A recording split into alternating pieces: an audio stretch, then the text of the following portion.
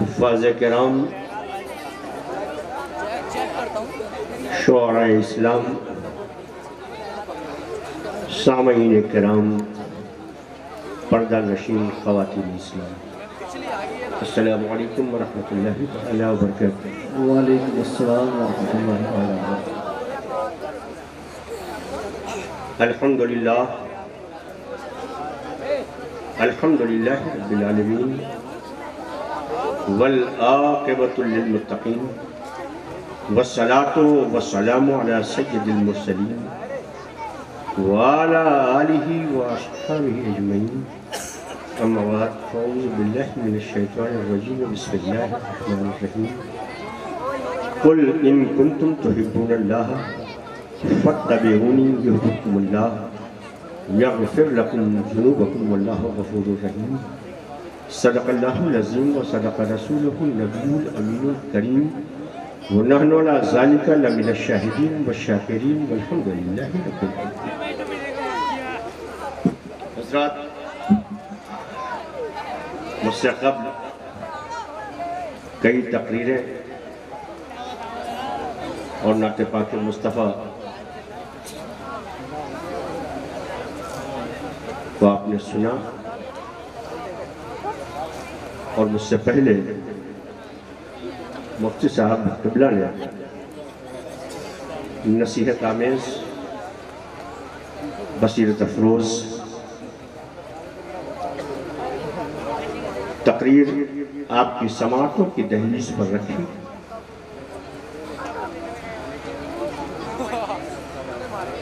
اللہ تبارک و تعالیٰ کی بارگاہ میں میری دعا ہے کہ مولا کریم اپنے حبیب پاک کے سخت و طفیل کہنے اور سننے سے زیادہ مجھے اور ہم سب کو عمل کی توفیق عطا فرمائے۔ آمین۔ حضرات، جس آیت کریمہ کی تلاوت کا میں نے شرف حاصل کیا ہے، اس پہ عرض و معروض سے پہلے میں مناسب ہی نہیں ہوں بلکہ اپنی عبادت کا حصہ سمجھتا ہوں، اور یوں ہی نہیں بلکہ فرمان خداوندی اور اللہ تبارک و تعالیٰ کا جو مطالبہ مومنین سے ہے، اس نظریے سے آپ کی بارگاہ میں درخواست کر رہا ہوں، اپیل کر رہا ہوں کہ آئیے ہم سب مل کر اپنے اور ساری کائنات کے آقا و مولا احمد مجتبیٰ محمد مصطفیٰ صلی اللہ تعالیٰ علیہ وسلم کی بارگاہ اقدس میں ہدیہ درود پیش کرنے کی سعادتیں حاصل کریں، اور پڑھیں اللہم صلی علی سیدنا شفینا حبیبنا مولانا محمد وعلی آل سیدنا مولانا محمد وبارک وسلم، صلاۃ و سلام علیک یا رسول اللہ یا حبیب اللہ۔ حضرات،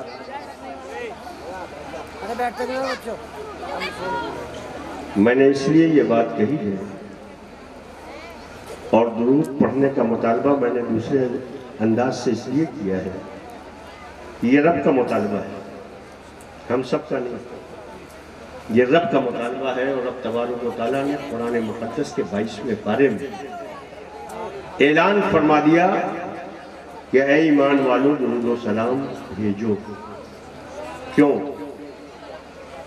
اس لیے کہ رب فرما رہا ہے کہ میں اور میرے ملائکہ درود و سلام بھیجتے ہیں، اس لیے بھیجتے۔ تو درود و سلام پڑھنا یہ رب کی سنت ہے۔ اس کا انکار کرنے والا اپنے بارے میں خود فیصلہ، مجھے اس کے تعلق سے کچھ نہیں کہنا۔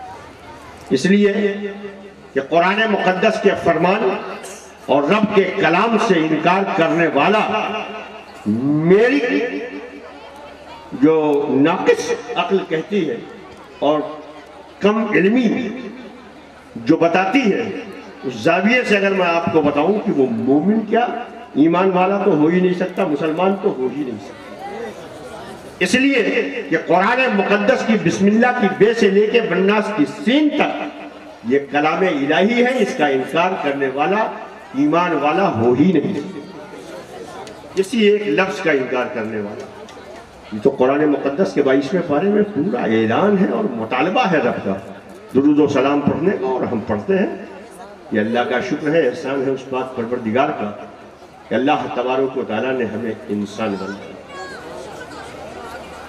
انسان بنا کر جتنا ہم اس کا شکر ادا کریں کم ہی کم ہے کہ اس نے ہم کو مسلمان بنایا،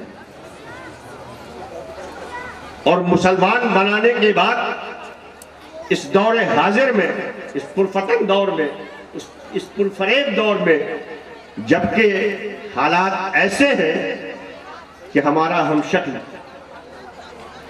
ہمارا ہم لباس،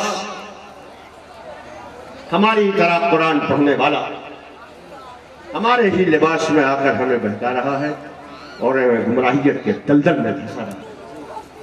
ایسے پرفتن ماحول میں قرب و جوار کے اہل سنت والجماعت کے جیالے مسلمانوں، تم قابل مبارکباد ہو کہ تم اپنے عقیدے کی محافظت کر رہے ہو۔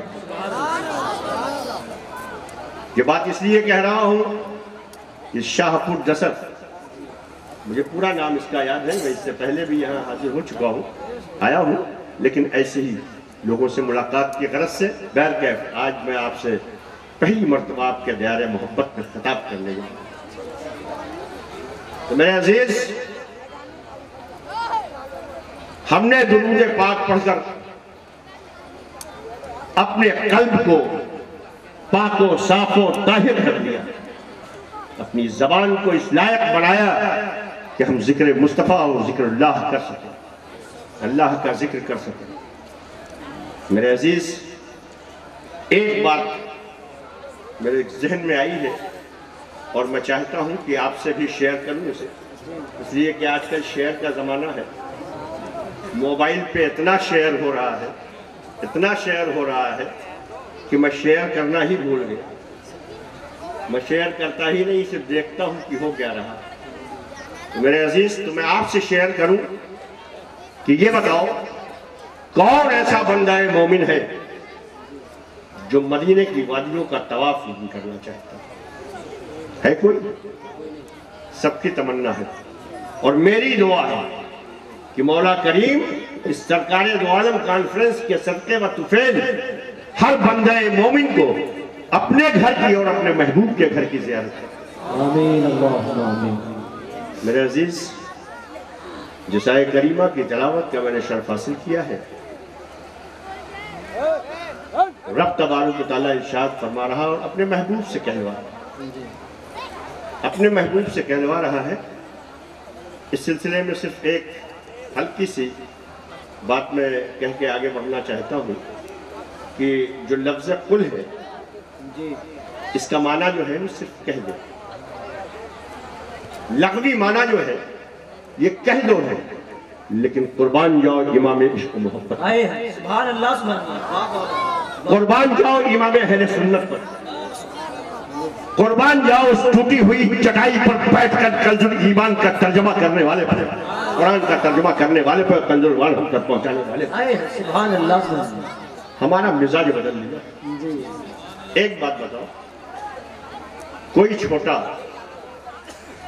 اپنے بڑے سے کہہ دو تو دنیاوی زبان میں سمجھا رہا ہوں تمہیں، یہ بدتمیزی کا جملہ ہے، بدتمیزی کہلائے گی، لیکن بڑا اگر چھوٹے سے کہہ رہا ہے تو وہ محبت ہوگا۔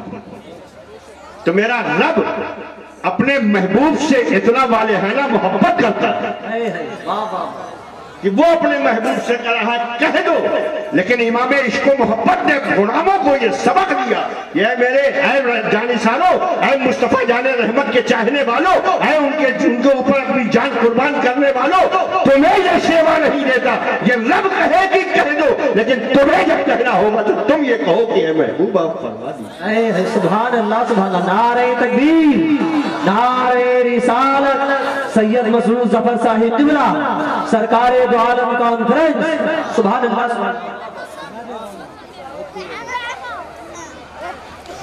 اے محبوب آپ فرما دیجیے، کس سے؟ اپنے غلاموں سے، اپنے وفاشاروں سے، اپنے وفاداروں سے، اپنے امتیوں سے کہ مجھے راضی کرنا چاہتا ہے. رب فرما رہا ہوں مجھے راضی کرنا چاہتا ہے. تو اگر مجھے راضی کرنا چاہتا ہے تو اے محبوب آپ اپنے غلاموں سے کہیے کہ تمہیں راضی کر لے. تمہیں راضی کر لے. جس آئے کریمہ سے ہمیں مزاج یہ ملا کہ رب بغیر مصطفیٰ کے راضی نہیں ہوگا. رب بغیر مصطفیٰ کے راضی نہیں ہوگا. اس لیے کہ آئے کریمہ بتا رہی ہے کہ اے محبوب آپ کہیے کہ اگر میرا بندہ مجھے راضی کرنا چاہتا ہے تو فَاتَّبِعُونِی، یعنی تمہیں راضی کر لے میں راضی ہو جاؤں. میرے عزیز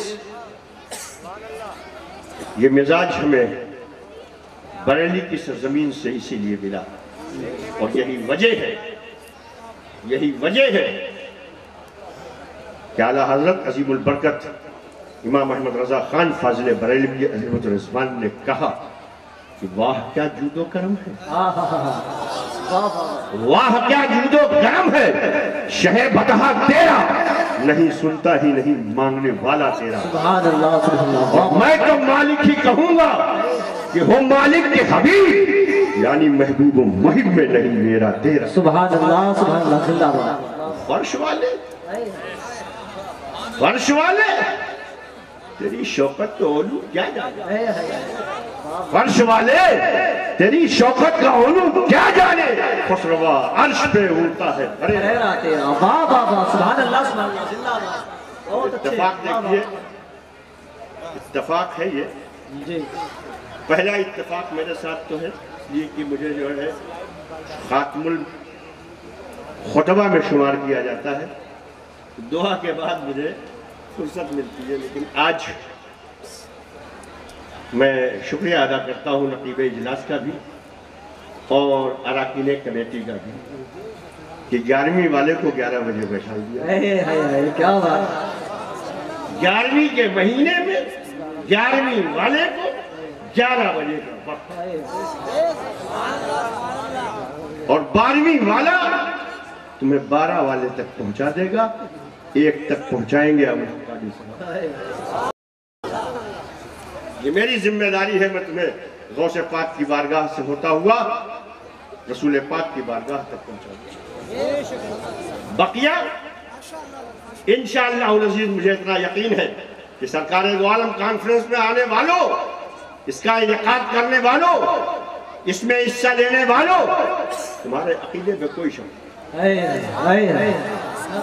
یہ ضمانت ہے اس بات کی کہ تمہارے عقیدے ابھی بھی محفوظ ہیں اس فتن دور میں بھی.